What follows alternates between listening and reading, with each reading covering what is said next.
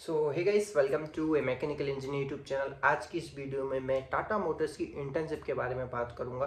बहुत कुछ आपको सीखने को मिलेगा इस वीडियो में, क्योंकि मैं अभी जिस कंपनी में इंटर्न कर रहा हूँ, मैं फिलिप्स कंपनी में इंटर्न कर रहा हूँ और मेरे जो साथ में जो लोग रहते हैं वो टाटा मोटर्स से ही हैं, MNIT जयपुर से ही हैं। तो उनसे मैंने काफ़ी पॉजिटिव और नेगेटिव फीडबैक्स लिए हैं कि आपको ये ज्वाइन करनी चाहिए नहीं करनी चाहिए। तो इसी के ऊपर इस वीडियो में हम लोग बात करेंगे। बेसिकली जो एमटेक के जो स्टूडेंट्स हैं वो सेकंड सेम के एंड में टाटा मोटर्स उनको हायरिंग करने के लिए आती है और पूरे सेकंड ईयर यानी कि 12 महीने की इंटर्न टाटा मोटर्स देती है।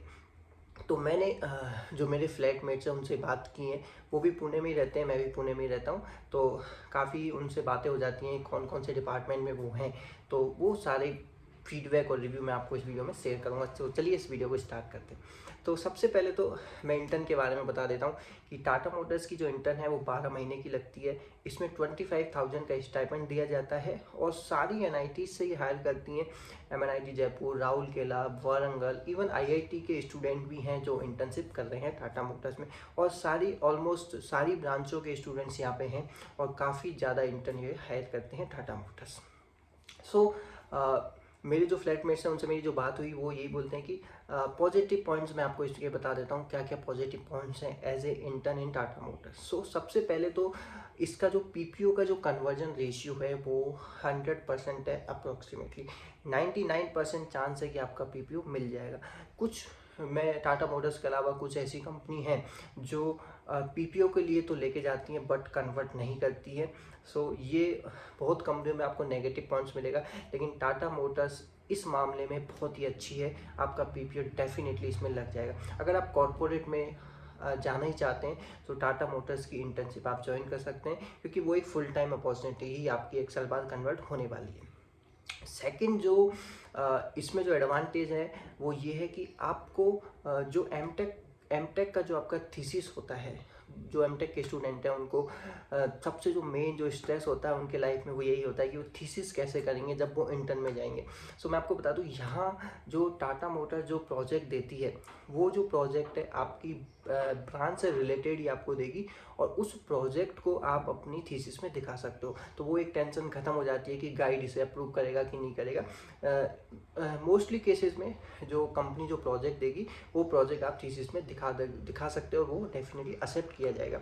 उसके बाद आपका सेमिनार रिपोर्ट होती है, वो आपकी सेमिनार रिपोर्ट आप यहाँ पे बैठ के कंपनी में काम करते हुए कोई एक टॉपिक लेके उस पर बना सकते हैं, तो ज़्यादा स्ट्रेस इसमें नहीं होता। ठीक है। उसके अलावा यहाँ पे जब आप आओगे तो अलग अलग डिपार्टमेंट में स्टूडेंट को भेजा जाता है। जैसे कॉमर्शियल व्हीकल हो गया, पैसेंजर व्हीकल हो गया, इलेक्ट्रिक व्हीकल हो गया, किसी का पॉल्यूशन कंट्रोल डिपार्टमेंट है, किसी का क्वालिटी कंट्रोल डिपार्टमेंट है। तो अलग अलग डिपार्टमेंट में यहाँ पे दिया जाता है। जो थर्ड जो एडवांटेज है, जो सबसे बड़ा एडवांटेज है वो है टाटा मोटर्स ऑटोमोबाइल में बहुत बड़ी ब्रांड है और मैकेनिकल इंजीनियर्स के लिए अगर आप ऑटोमोबाइल व्हीकल में जाना चाहते हो तो इससे अच्छी कंपनी शायद नहीं होगी इंडिया में।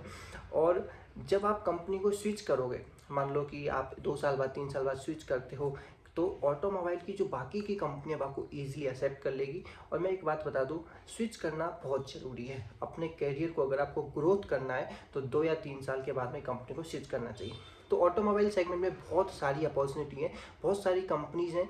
तो आप जब टाटा मोटर्स में काम करके इसका एक्सपीरियंस लेके किसी दूसरी कंपनी में अप्लाई करोगे तो ईजिली आपको वो एक्सेप्ट कर लेगी और आपको अच्छा खासा ग्रोथ 20, 25, 30% तक आपको ग्रोथ यहाँ पे मिल जाता है दूसरी कंपनी में आप स्विच करोगे। क्योंकि आप सेम कंपनी में रहते हो तो आपको 8 से 10% का ही ग्रोथ यहाँ पे मिलता है। तो ऑटोमोबाइल सेगमेंट की ये बहुत अच्छी बात है टाटा मोटर्स में अगर आप काम करते हो। अब आप बोलोगे सारे के सारे पॉजिटिव पॉइंट्स बता दिए, नेगेटिव पॉइंट्स तो आपने बताई नहीं। तो मैंने कुछ नेगेटिव पॉइंट्स भी ढूंढे हैं इसके, क्योंकि मैं फिलिप्स में काम कर रहा हूँ इंटर्न, तो उसके कंपैरिजन में मैं आपको कुछ नेगेटिव पॉइंट्स भी बताना चाहता हूँ। एक नेगेटिव पॉइंट्स ये है कि आपका 5 डेज वर्किंग नहीं है इसमें, अल्टरनेट सैटरडे पे छुट्टी रहती है। एक तो ये आप मान सकते हो।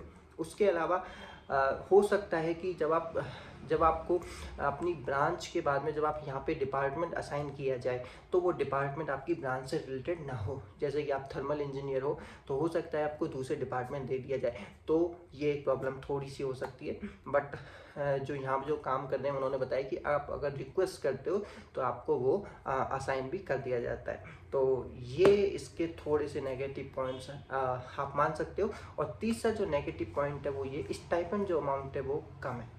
बहुत ज़्यादा कम तो नहीं है, बट जैसे मैं जिस कंपनी में काम कर रहा हूँ इंटर्न फिलिप्स, उसमें 55,000 मिलता है और टाटा मोटर्स वाले स्टूडेंट्स को 25,000 दिया जाता है। तो पुणे में 25,000 में आप कुछ बचा नहीं पाते।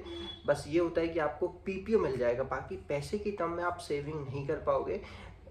पीपीओ आपको एक फुल टाइम अपॉर्चुनिटी 100% एक साल बाद मिलने वाली है। सो ये इसके हैं टाटा मोटर्स के रिव्यू। आप कमेंट करके बताइए कि कौन से स्टूडेंट्स हैं, कौन लोग हैं जो टाटा मोटर्स में इंटर्न करने के लिए आ रहे हैं, कमेंट करके बताइए। और कोई और क्वारी है तो आप मुझे कमेंट करके पूछ सकते हैं। थैंक यू सो मच आप सभी का इस वीडियो को देखने के लिए। Like, share and subscribe.